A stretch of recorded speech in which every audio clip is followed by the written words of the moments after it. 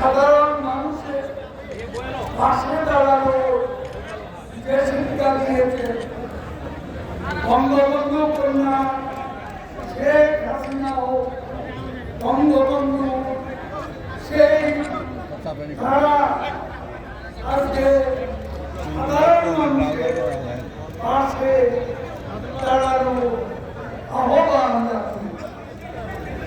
ঢাকা মহানগর দক্ষিণ আওয়ামী লীগ আজকে যে আয়োজন করেছে তারা এই ধারা অব্যাহত রাখবে, কারণ মানুষ, সাধারণ মানুষ, গরিব মানুষ, নিম্ন আয়ের মানুষ কষ্টে আছে।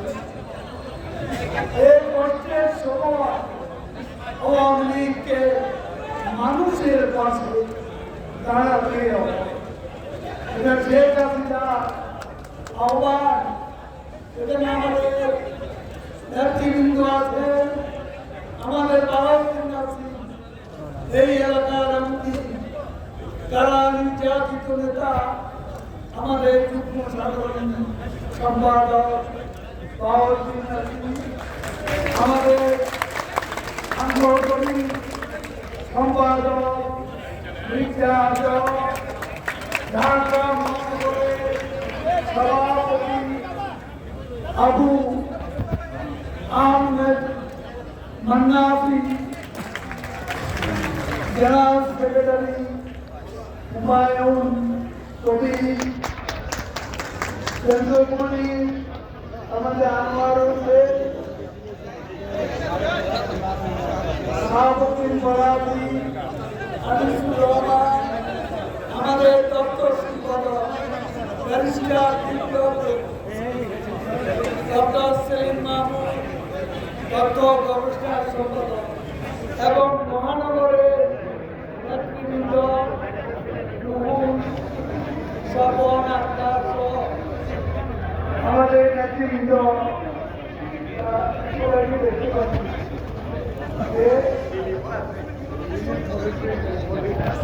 মহিউদ্দিন মহিন আছেন, রুহুল আছে, নুরুল আমিন মেহরুন, কয়বার বলা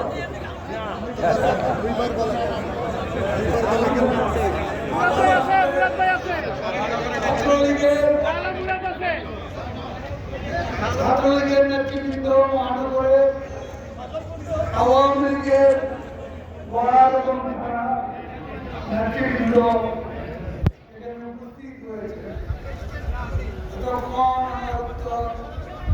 মহানগর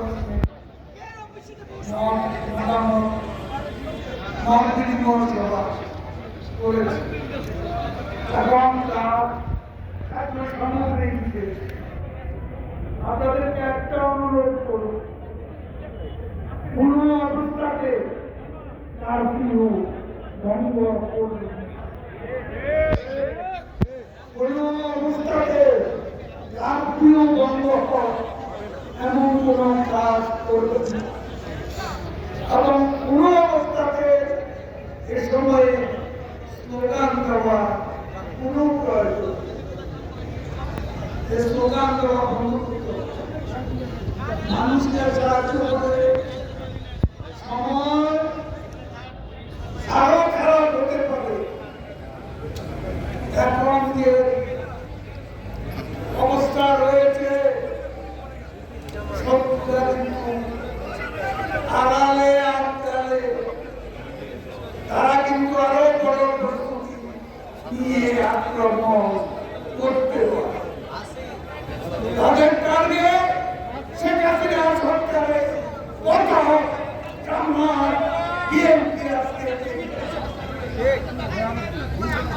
আমরা ঐক্যবদ্ধ থাকবো,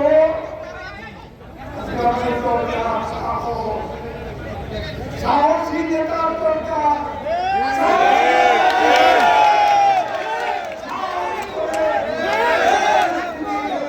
মোকাবিলার জন্য আমরা প্রস্তুত আছি।